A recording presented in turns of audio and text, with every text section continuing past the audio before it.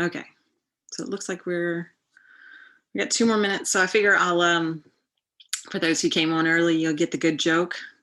So today's joke is, what do frogs wear on their feet? They wear open-toed shoes.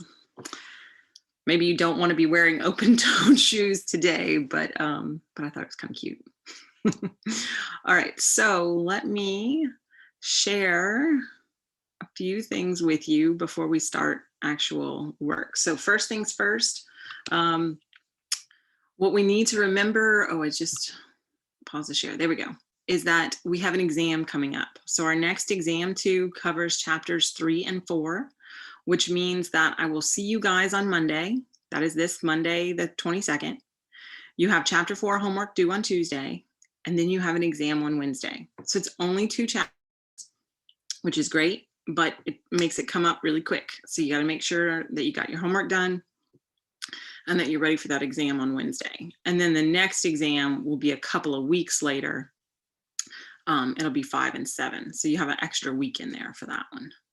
Okay, so I want to show you exam 2 on Wednesday. I also, when I looked on YouTube to see who had watched my asynchronous class from last Friday, I saw that the 2 videos had about 17 people who watched them. You need to go and watch them. The exam's coming up really fast, so make sure that you have that. So I'll post a link of today's recording just so that everybody gets a chance to see it in case they can't be here, they have a power outage, whatever, that kind of stuff. That way you can see it. Okay, so let me switch my share, and I want to share this. So before we start the actual work from today, what I want to do, let me move this over. I got so much on my screen going on. I'm going to move that over. Sorry, y'all. And move this over. Okay. So what I want to show you is how to do some of the homework from last class, right? Where you had to convert from skeletal to condensed formulas. What you want to do with this is just like what I showed you in the original assignment, but you have to do it a little bit differently when you're submitting it on the homework program. And I want to show you how to do that so that's not a surprise. So one of the homeworks will tell you convert from this skeletal formula into a condensed structural formula. So what I do is I take what they give me and I number my carbons, right? Before you do anything, always, always, always number your carbons. That way you don't get lost. So you find your longest continuous chain. And so that's what I did here. I found my longest continuous chain. I numbered all my carbons. Now I'm going to go down and draw my condensed formula. So my condensed formula, I'm going to show all my hydrogens, and I'm going to show kind of structurally how it's arranged. So I can see, right, on carbon 2, I have a CH3 group, right? So here on carbon 2, I put a CH3 group, all right? Then I also have on carbon 3, a CH3 group, and between carbons 4 and 5, a double bond. So I did that. Carbon 3, I have a CH3 group, and between 4 and 5, I have a double bond. Now be careful that you give those carbons that are in that double bond the correct number of hydrogens. So look and see, let me erase some of this, right? If I have carbon 4, if I'm just going to draw carbon 4, this is carbon 4, right? I have a bond going this way and I have 2 bonds going this way. So how many bonds does this carbon need to make to get 4 bonds? Because that's what it wants. 4 bonds is a complete octet. So you can put it in the chat. You can tell me, how many more bonds does this carbon need to be happy? It needs only 1. It needs only 1, which means that that's a hydrogen attached to the carbon, right? So I'm only going to give it 1 hydrogen, and then I'm going to show, okay, I have a double bond. The problem with your homework system is that you can't show double bonds and you can't draw when you're typing in that text box. So this is what they want you to do for the online homework. You don't show your double bonds, but make sure that you have the correct number of hydrogens, because that, if you show the correct number of hydrogens, then you know if that's a single bond or a double bond, right? Because you're going to make enough bonds to complete carbon's octet. So don't show the double bonds. Oh, I don't mean to erase, I meant to underline. Don't show the double bonds. And if you have a functional group, that's the green, a functional group, a group coming off the main chain, then you put it in parentheses after the carbon it is attached to. So here what I did, if I could zoom out and you could see both, let me just move it up actually. Watch. This is why I love being on my iPad. All right, because I can just do that. All right, so what I did was, right, that's carbon 1, so that's easy. Now carbon 2, I put my CH, and this CH3 that I have right here, all I did was take it and then put it into parentheses. Okay, so that's all you do, is you show it's going to come after the carbon it's attached to, and you put it into parentheses. Then I'm going to go on to my CH3, right?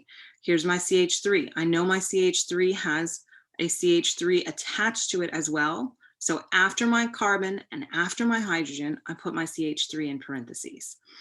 Then I pick up with CH4, my carbon 4, not CH4, but my carbon 4. And then I only have one hydrogen, so I only put one hydrogen, but I just don't put this triple bond in, because the homework program, there's no way to draw a triple line. There's no way to draw a double line in the text box, okay? So that's my tips and hints to you for doing homework for this chapter. Any questions on that? Y'all okay on that? And you can chime in, you can, my audio's on, you can say something, you can type it in the chat. I'm trying to keep the chat up on my screen. Okay, good, good. I just didn't want y'all to struggle with that. Okay, so the next section that we're going to talk about are functional groups. And remember, I kind of alluded to that up here. Anything attached to that main chain is a functional group. And so I want to really quick share the textbook with you, and I want to show you something. Okay, so I need to move that over. I'm like, where is that? Here it is. All right, resume share. Okay, so here's your textbook, 4.3. 4.3 is all about functional groups. And remember, functional groups are things that are reactive. So a lot of times what makes a compound behave a particular way is the functional group or the stuff that's attached to that main chain. So it's really, really important that you know your families of organic compounds, your common functional groups. So I am telling you that this is not going to be provided to you on the exam as exam resources. It's not. So you need to learn these. So you need to start flashcards, you need to do a Quizlet, you need to learn these. If anybody does make a Quizlet, this happened last semester, a couple of people made Quizlets, and I put the link in the group forum, you know, and you can share with each other. So please do that. Please help each other out. If somebody does it, awesome. If you know somebody from last semester and you have their link, you can, and they don't mind you sharing it. Where can you find that? You have to make it, Alexis. You have to make the Quizlets. Quizlets are like electronic flashcards, right? So it's Quizlet.com is the site that you can use to build it. And then once one person builds it, you can share a URL and then everybody has it, okay? Where can I find what you're showing right now? Oh, this is the textbook. So if you log into your Pearson, if you've purchased your textbook online as an ebook, you can get this. If you haven't purchased it online, if you only have a hard copy, then you have to get it from the hard copy. Okay, yeah, so it's table 4.4 in your textbook. Yes, page 139. Yes, thank you, Chuck, thank you. All right, so I'm going to switch over and I'm going to go back to sharing my iPad. Here we go. Okay, and then I got to move this over. It's still a lot, even with two screens. Okay, so here we go. So let's talk about what we need to be able to do. So my suggestion for making flashcards is you do it in 3 different ways. You give the name of the functional group, like for example, alkane. What is an alkane? An alkane is all carbon-carbon single bonds, and they're saturated with hydrogens, right? So you put the name and a picture of an alkane, then you do the name, an alkane, and you do a description. So that's what I just said, a carbon-carbon single bonds, all saturated. Then do another set that has the name and then just a picture of an alkane. And you can get those from your book. And so it'll allow you to see it in 3 different ways. And so that kind of, you can recognize it, you can name it, and you can get it just from a description, which is the 3 different ways it'll be on the exam. Okay. So if anybody makes a Quizlet, they are welcome to go ahead and share it themselves. You don't have to wait for me to do it. You can go ahead and share it on the, I don't remember what I called it, but like the common questions forum. Okay.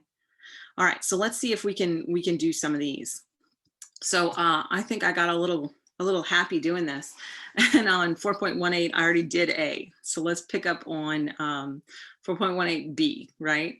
Okay, so naphthalene. So what do you see? They want us to identify the family of hydrocarbons, right? So what do we have between these? We have carbon-carbon double bonds.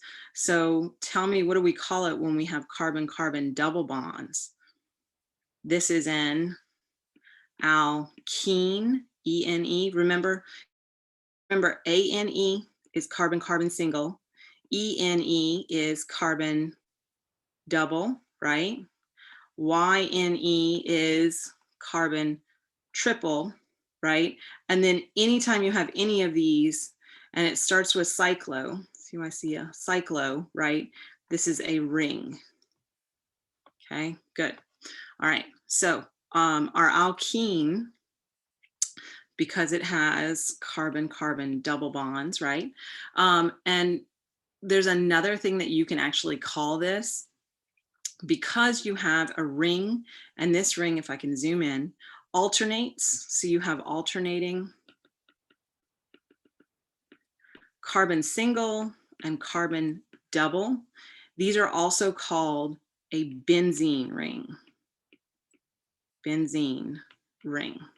But only if it always alternates double, single, double, single, double, single. That's how we know it's a benzene ring. Okay. So both of those are correct, right? And then what else could we say? You could also call it cyclo, right? Because we know we have rings, but this particular kind of cyclo is a benzene ring. Okay. All right. Now, what do we have here? Isooctane. This is one of those, remember I said gasoline has all kinds of different hydrocarbons in it. This is an example of one of those many hydrocarbons that are in gasoline. So if you look, right, whenever you're looking at this kind of a structure, what you want to do is you want to identify, what is my main chain? And so here's my main chain, right? So I'm looking at this main chain, and do I have any carbon-carbon double bonds or any carbon-carbon triple bonds? No, I don't have anything, right? So this must be all alkane, because we have all carbon-carbon single bonds, right? And then I'm going to give you an extra, they didn't ask you for this, but what is it called when we have these extra carbon CH3 molecules coming off of that main chain? Anybody know? If you watch the video, you should know from lecture. What do we call it if you have one carbon? Do you remember the me, eat, peanut butter? Right? Yes. So you only have one carbon in each of these. So each one of these is a methyl group. So each one of these is a methyl group.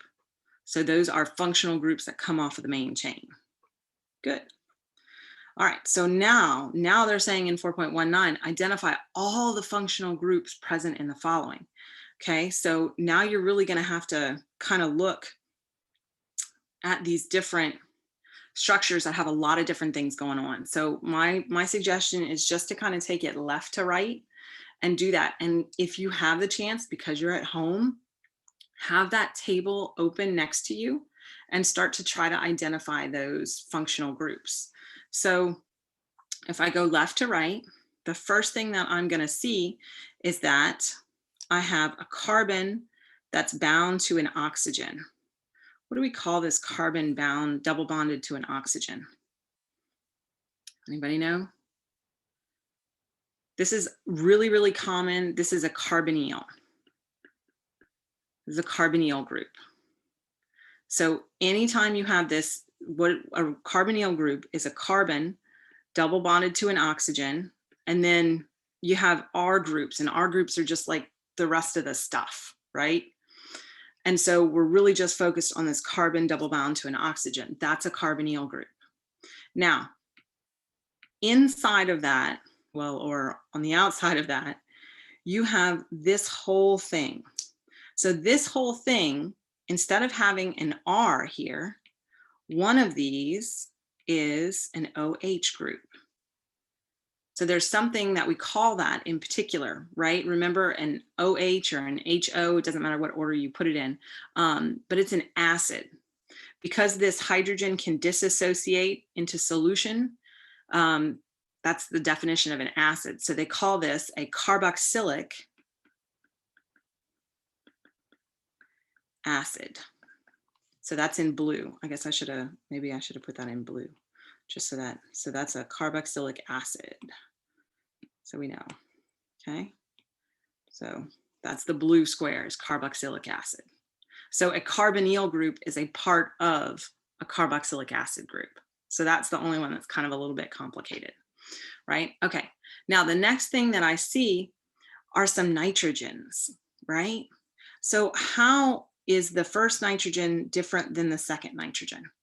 Well, I see that I have a different number of hydrogens attached to my nitrogen, right? So when we're talking about nitrogens are amines.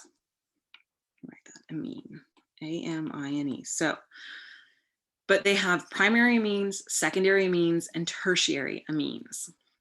And depending on how many R groups are attached to the nitrogen tells you if it is primary, secondary, or tertiary. If you only have one amine, one R group attached to the nitrogen, you're a primary amine. So between 1 and 2, which one is a primary amine? Nitrogen 1 or nitrogen 2? Tell me in the chat. What do you think? So we got like a 50-50 split here, it looks like. So remember, I said a primary amine has a nitrogen and it's only attached to one R group, which means that the other things on a nitrogen are hydrogens.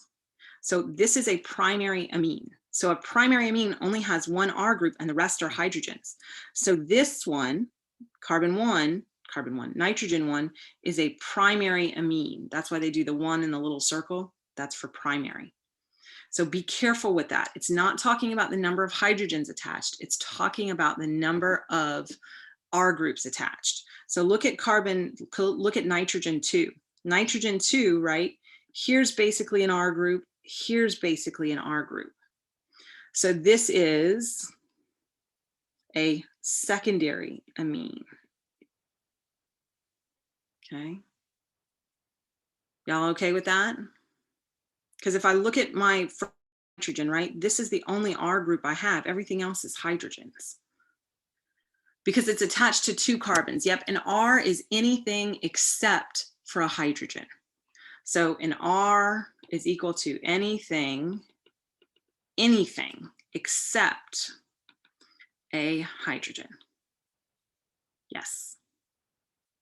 Okay, so let me get rid of this 1 and 2 and these R's because we've got a lot going on here. Okay, I kind of bypassed something. What is this right here? Right there, it's the same thing. It's the same thing as theirs, another carbonyl group, right? I have a carbon double bound to an oxygen, and we got R on either side. So that's another carbonyl group, right? Okay, let's see. How about, see, I'm trying to change colors and do this. How about this right here? What does this look like? Remember, we said it's an alternating double bonds. We have a single, double, single, double, single, double. So this tells me that this is a benzene, B-E-N-Z-E-N-E, benzene ring. And another thing that this is sometimes called is an aromatic, because a lot of the compounds that were originally named this way are things that smelled really good. And it is a cyclo, but we usually only use cyclo if that's the main chain. And in this case, our main chain is here. This is our main chain, right? And so we don't typically use cyclo if it's not the main chain. So here we're just looking at functional groups. And so we're not going to use those main chain terminology. But all these aromatics, they smelled really great, right? Not all of them smell great. All of them smell, but they don't all smell great. But you'll see them interchangeably in your book as aromatic and benzene ring. All right. Okay, now I want to look at the very last one on here. Let's see, what color haven't we done yet? I feel like we've kind of done them all. Let's do yellow. Okay, I know that this here is a carbonyl group, but so you can label that. But what I want to look at is I have a carbonyl group that's bound to an oxygen that's bound to something else. This has a particular name. Anybody can find that and know what that one is? This one is an ester, E-S-T-E-R, like an old lady, like an Esther. So this is going to take some practice on y'all's part of going through flashcards and recognizing those functional groups. And functional groups are so important because they tell us how these molecules are going to react, how they're going to behave, all that kind of stuff.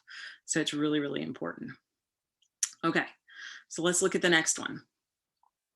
Lots of really similar things. I see something we just did. We just did an ester, and look at this. Here's a carbonyl group. Ooh, I thought I was on highlight.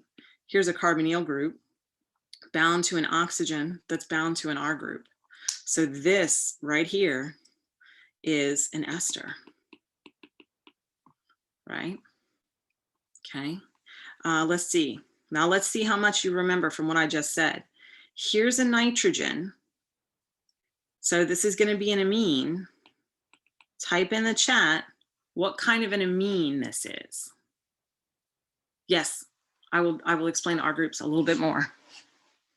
So tell me in the chat, what do you think? What kind of an amine is that?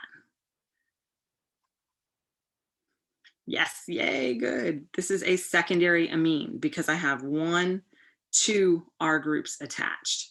So when we talk about R groups, it is anything that is not a hydrogen. So for example, here on my ester, right, I have my oxygen, and then here there's a CH3 right there. So that would be an R group. And here we have a carbonyl, right? That's the definition of an ester. So this CH3 we're calling an R group because it's anything other than hydrogen, anything other than hydrogen. Okay. So there's another functional group on here. Let's see, this one right here. So what do we call this right here? Where we have alternating double and single bonds. Let's see. So this is a benzene ring. And what's another word for benzene ring? Aromatic, right? Benzene ring and aromatic. Good, good, good, good. Okay. All right. Now, the next thing that we're going to talk about are fatty acids. So what you have to remember about fatty acids is the general structure, and then the rest of it's going to be super easy, but you have to remember the general structure of a fatty acid. And a fatty acid is always, always, always going to be an alkane chain, alkane meaning carbon-carbon single bond, plus a carboxylic acid. So if it's not an alkane, if it's an alkene or any of the other ones, they're going to tell you. But by default, I want you to think alkane and a carboxylic acid. So remember what a carboxylic acid is. That you have to have a carbon double bonded to an oxygen with a hydroxyl group and then attached to an R group. So what we drew here for 4.21 on the lecture, that's what we have. And so the part that I've highlighted green, right, is this. Is my carbon double bonded to an oxygen and then bound to my hydroxyl group, or an OH, hydroxyl. OH is the same thing. So whenever we draw that, that's what we're going to draw. Okay. All right. So the most common fatty acid found in animals is stearic acid, a saturated fatty acid. What does that tell me? Not just that it's a fatty acid, but it's saturated. What does saturated mean? Lots of hydrogens. It is saturated in hydrogens. So many hydrogens, all hydrogens. So if you make carbon happy by having complete octets, right? You always have to make carbon happy. In a saturated molecule, all the possible bonds that aren't linking the chain are hydrogens. So if it's saturated, by definition, you must have all carbon-carbon single bonds, right? And that's an alkane, right? Okay, so it's going to have 18 carbons. Oh my goodness, 18 carbons, right? So let's draw those 18 carbons, and then we're going to make sure that we make it a fatty acid by adding that that carbonyl or carboxylic acid group.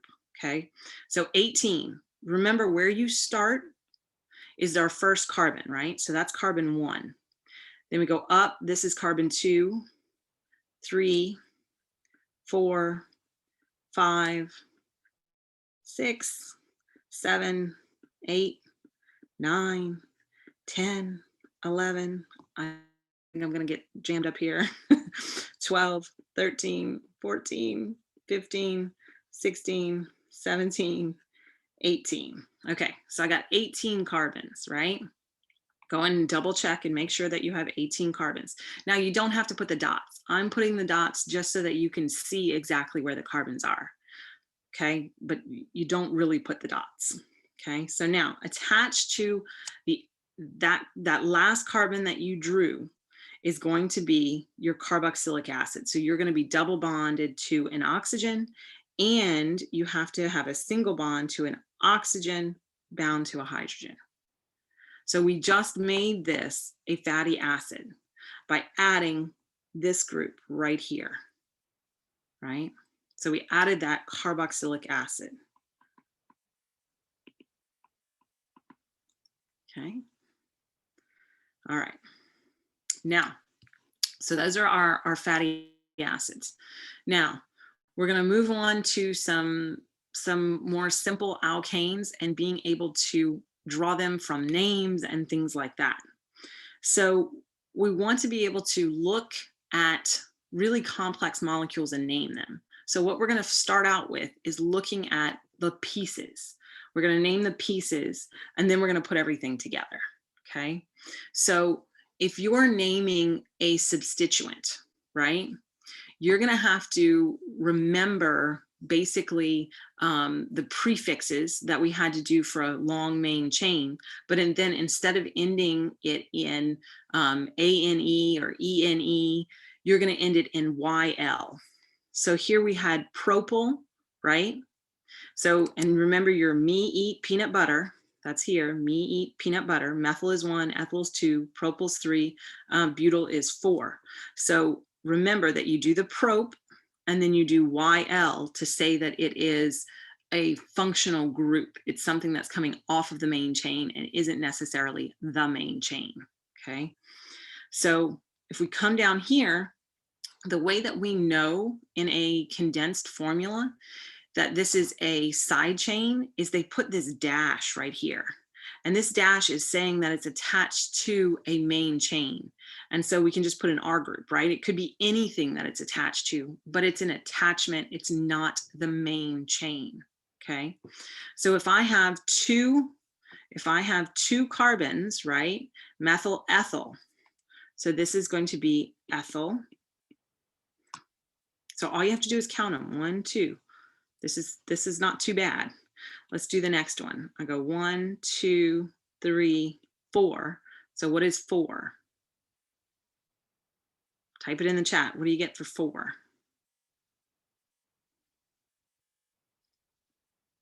Anybody? 4, not 3. 4. Yes, butyl. B-U-T, butyl. Good. So butane, we would normally say butane, but it's not a main chain. And so we're going to change that ANE to YL. That's right. Very good, y'all. Very good. All right. Our last one, I with a dash. So this is telling me that I have one atom of the element iodine attached to a main chain. So you don't want to say just plain iodine, because that's one iodine atom floating out there by itself. We want to say that it's attached. So we add the odo to it. So this is iodo. So that's how we name side chains of elements that are just one atom of that element attached to it. So we'll do some complete ones.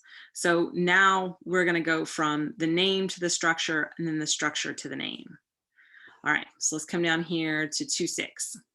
So we're going to draw the skeletal structure for each of the following compounds. So look at A.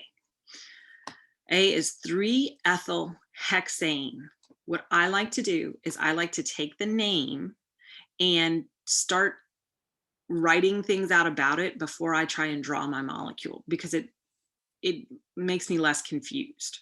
Okay, so let's take A. 3-ethyl hexane. Well, my main chain, hexane. So what does the hex say? What does hex tell me? Hex is going to tell me that I have 6 carbons, right? What does the ane tell me?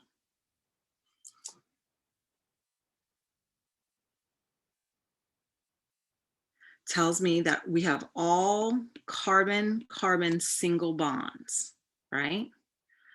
Good, good. You only have single bonds. That's right.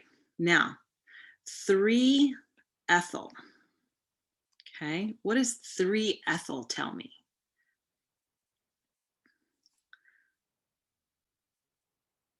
It tells me on carbon number 3, what do I have?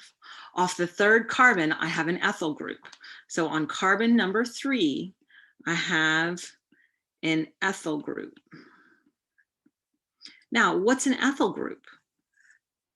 Like, this gets complicated, right? That means I have 2 carbons. So that would be a CH3, CH2, and it's attached to my main chain. So I put that little dash. So look at all that information that we got just from one name, right? That's kind of a lot. Okay, so now let's try to draw it. So what I like to do is I like to draw my main chain first, 6 carbons, okay? So I'm gonna go, and it will have the hydrogens because it wants to complete the octet. Yes, it will have all the hydrogens. We're just saying, okay, there's 2 carbons. Well, I know one of the carbons is not gonna be attached to anything but this one. So it needs 3 hydrogens.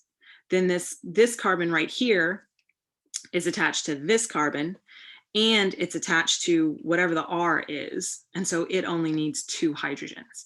So that's how you determine how many hydrogens are going to be in an ethyl group, a methyl group, whatever group. That's right. Let me kind of erase this because it gets kind of crazy. Okay. So we're going to draw hexane. So here we go. So 1, 2, 3, 4, 5, 6. All right, that's my main chain. And if you want to number it, you can number it. 1, 2, 3, 4, 5, 6. So what do I need to add to this? I need to add my 3-ethyl. So coming off of carbon 3, I'm going to draw 2 extra carbons. So there's 1 and there's 2. So like that's 1 carbon and that's 1 carbon. Do I have to draw any of the hydrogens? No, because in a skeletal structure, we don't have to do that. Skeletal structures don't include hydrogens. Okay. All right. And I don't really have a lot of room. So I'm going to erase this one so that I have room to do the others. I guess I could do B and then I'll have to erase for C. Let's do that. Okay. All right. So let's do C. Propyl cyclopentane. All right. So let's take the parent chain first. What is the parent chain? Let me even give myself some more room up here. So we got cyclopentane. Well, what does the cyclo tell us? Yes, it tells us we have a ring. That is correct. In that ring, how many carbons are there?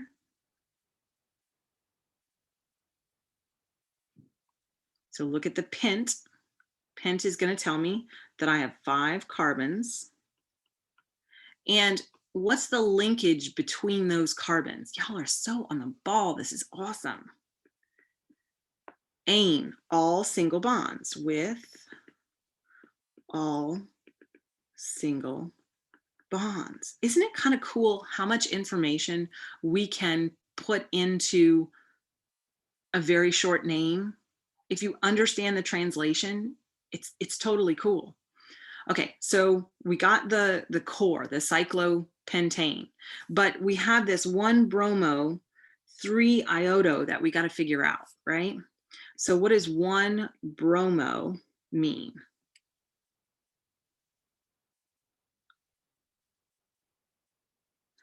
On carbon 1, what do we have? We have a bromine, B-R-O-M, bromine atom, right?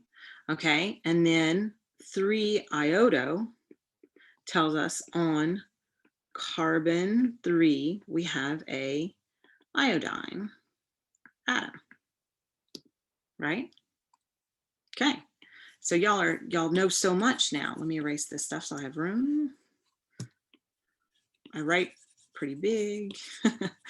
Okay. All right. So now we have our description. We know what we want to draw. And now we just have to draw it. So if you want to draw something, is yellow? Oh, yellow is B. Good job. Thank you. Yellow is B, not C. Thank you. Thank you. We are doing B. Okay. So when you're doing a 5-membered ring, a 5-membered ring to me looks like a house, right? So we have the walls of the house and then we have the ceiling of the house. That's kind of terrible, but kind of looks like that. I'm not the best artist, really not the best artist, but that's okay. Okay, so let me move it down a little bit. Now, where is carbon 1 on this? How do you know which way to go? And the answer is, it doesn't matter. You could start where any carbon is carbon 1. Does not matter one bit. Anyway, so this could be carbon 1. This could be carbon 1. This could be carbon 1. This could be carbon 1, or this could be carbon 1. Does not make a difference. Okay, so let's just say I pick this one as carbon 1. So what am I going to put on carbon 1? I'm going to put a bromine on carbon 1. Now, I could go 2, 3, 4, 5. That would work. And then on carbon 3, I would put iodo, right? Or let me show you something else you could do. So you do the same thing, do the same house. We're going to put Br here.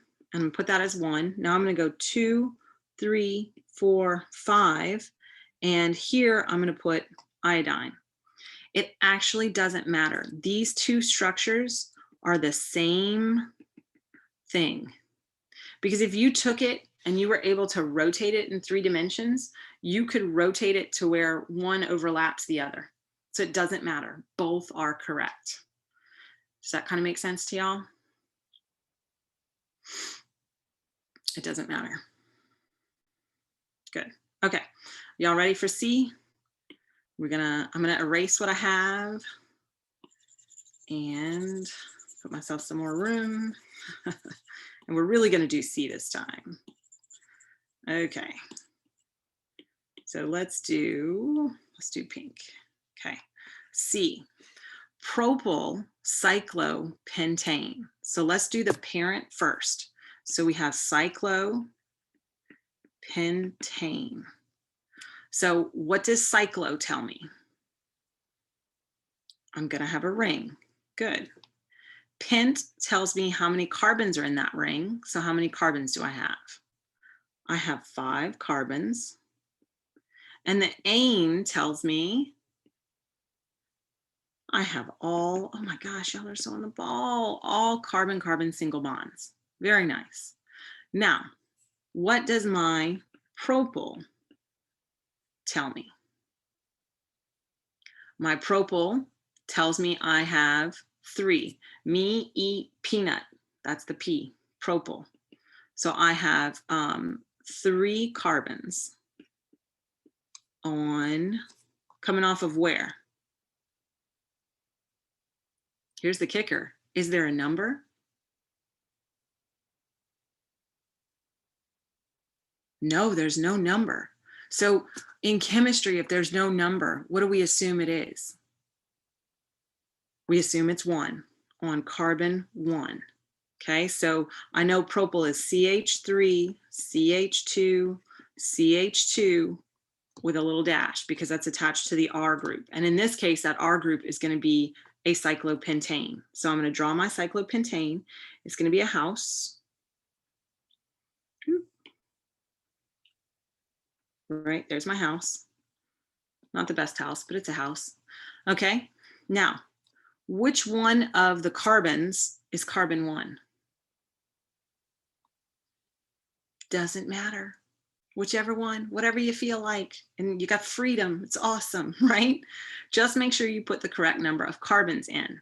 So I know my propyl is going to be 3 carbons, so I'm going to put it off of the side of the house, I guess.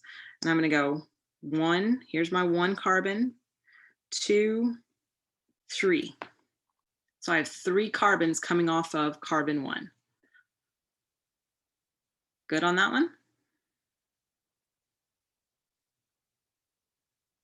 Yay. Okay. All right. All right, now we have to go backwards. Now we have to look at a picture, a skeletal diagram, and give it a name. All right, so this is not too bad. If you've been following along, you've been doing good, you're gonna get this, all right? What do you immediately notice about A? Is this a straight chain or is this a ring? It's a ring, so we're gonna name it cyclo. That's like, that just jumps out at me right away. Cyclo, and I have 3. So 1, 2, 3 carbons. That is correct.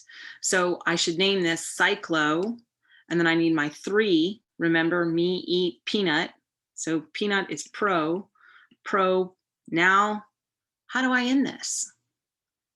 What kind of carbon-carbon bonds do I have? All single bonds. So this is all carbon-carbon single bond. So I'm going to end it in ANE. See, it's not too bad. Cyclopropane. Okay, now, when you have long chains, you have to follow the instructions I gave you in lecture. If you haven't watched that lecture, you need to go back and watch it. So the first thing is to find the parent chain. I'm going to tell you that the parent chain won't always be the one that goes across and is easy to find. Sometimes you have to come at it from different sides, and sometimes it works out and it's really easy to find, and sometimes it's not. So you want to look for your main chain being the longest stretch of carbons in a row. So if you were to look at this, the easy one to find would say, okay, there's 1, 2, 3, 4, 5. Ooh, I wasn't fast enough. 6, right? So that's 6 carbons. I go 1, 2, 3, 4, 5, 6 carbons. But now that's not the only way that you could do this. You could also say, right, here's 1, 2, 3, 4, 5, 6 carbons that way, right? There are multiple ways that you can do it. You just have to find your longest stretch. Okay, so let's go with, this is probably what everybody would have done. So we're gonna go with that, okay? So now I need to say, how many was that? 1, 2, 3, 4, 5, 6. That was 6 carbons. So tell me, what is my parent name?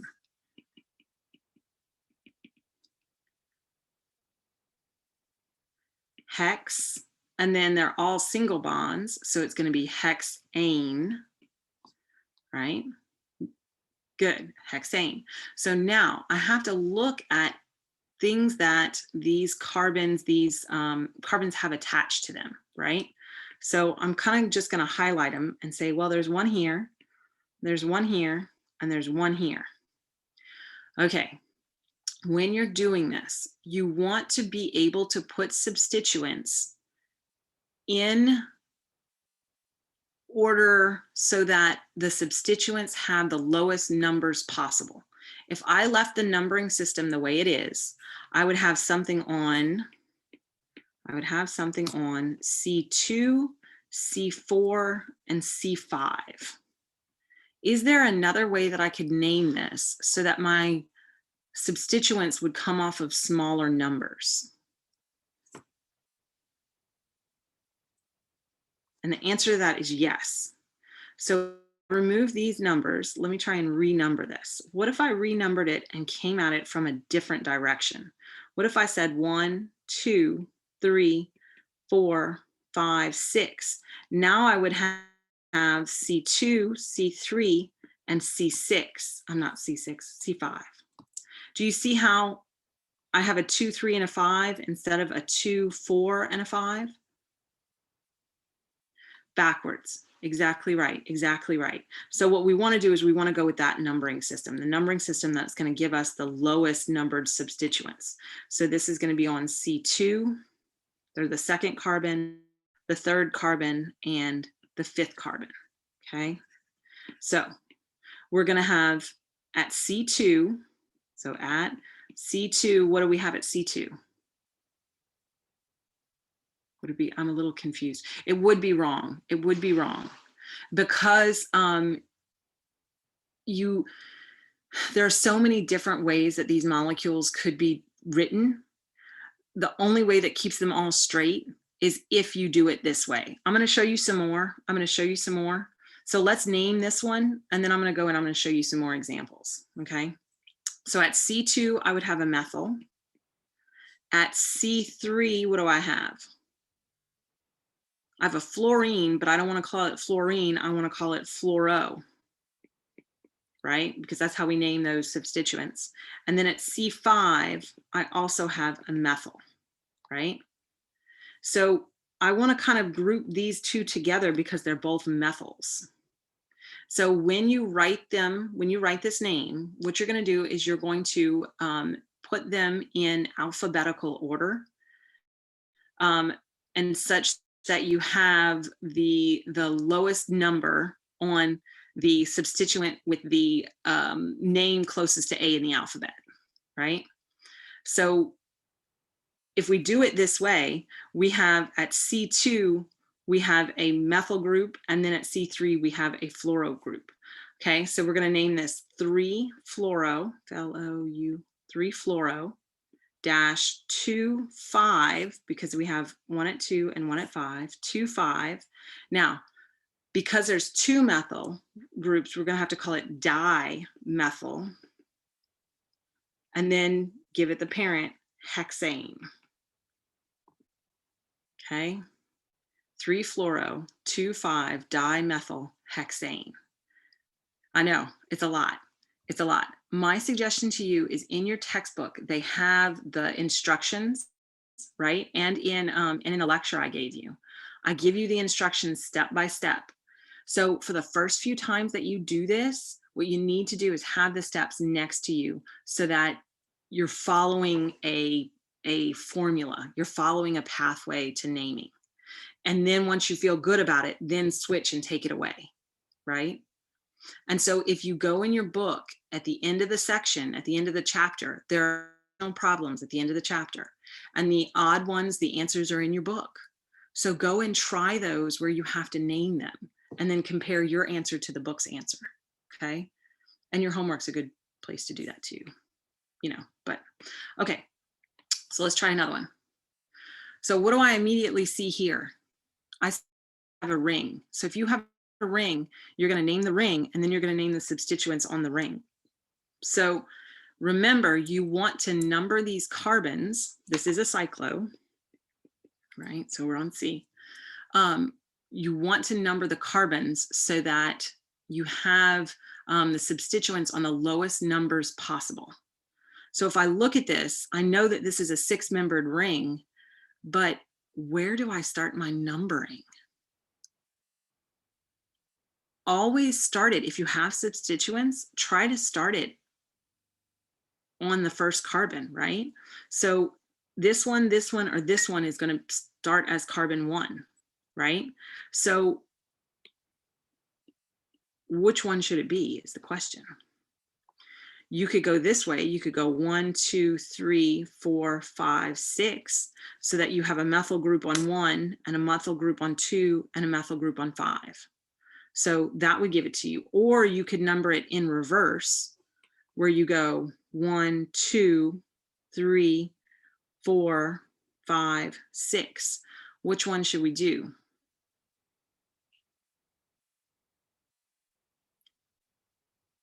Going in reverse, right? So that's going to give us cyclo. And what do I name it if I have a 6-membered ring? Cyclo, hex. And do we have single bonds, double bonds, triple bonds? We have ane, hexane. Okay, so now coming off of carbon 1, what do I have? C1, I have a methyl, right? C2, I have a methyl. 3, 4, coming off of carbon 4, what do I have? What do you mean, Alexis? Another methyl. What's your question, Alexis?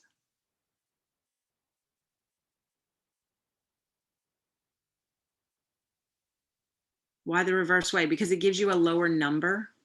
If I numbered the other way, I would end up going 1, well, I guess I'll put it here. 1, 2, 3, 4, 5, 6. So I would end up with 1, 2, 5 instead of 1, 2, 4.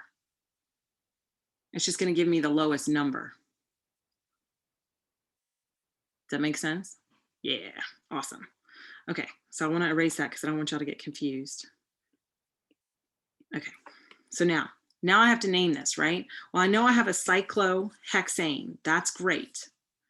But how do I say that I have these 3 different methyl groups? I want to say that it is trimethyl. That's right, trimethyl. So now I have to say, I keep having to scooch it over. Where are those 3 methyl groups? Yep, the methyl groups are at 1, 2, and 4. So it's 1, 2, 4, trimethyl cyclohexane, right? So the key to this is practice, practice, practice, practice. Okay. All right, so that is the end of today. Next time we'll do 4.5, and yeah, it's not too much. It isn't bad though. Okay, and that's it. So next time we'll have 4.5 and that's it. So next time we'll have some clicker questions so that y'all can gain some more clicker points, because we haven't been able to do that for the past 2 class periods. So we'll have some more of those. So be ready for that when you come in on Monday. I know it feels like a lot, but if you stick to those rules and you have the rules next to you, you're going to be successful at this. So put the rules next to you and practice, practice, practice. Okay. Anybody have any questions? I'm happy to answer, but that is the end.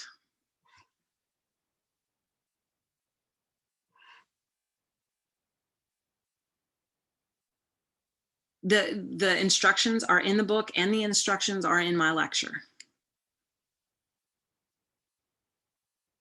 So in the recordings that are posted to Moodle that you're supposed to watch before you come to class, they're in there as well. And I take them step by step in the lecture too. Yes, good. Okay, so I will see y'all on Monday.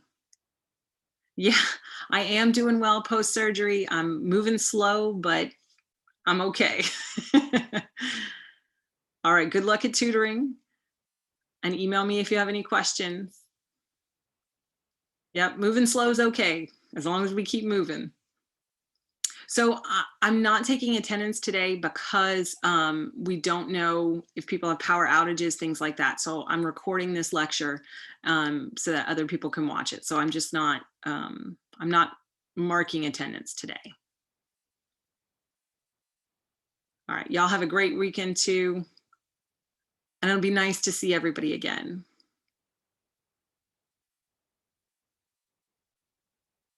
All right, I'm going to go ahead and end the Zoom. If you have any questions, please do send me an email and I will see y'all on Monday.